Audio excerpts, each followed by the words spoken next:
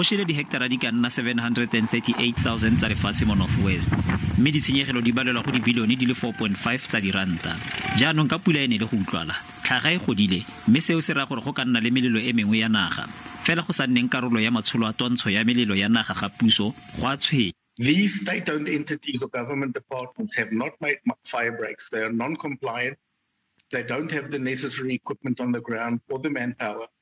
And when fires start on their properties, it spreads uncontrolled. Mokgatlo wa dimasepala mo Northwest Salga wa re dimasepala di tla rotloediwa go nna karolo ya mekgatlo e lwantshang melelo ya naga.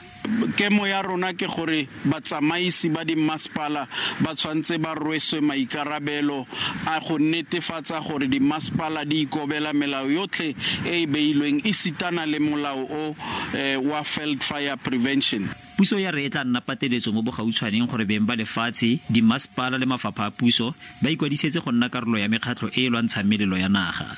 We will make it compulsory for municipalities, private landowners and other institutions to belong to fire protection associations.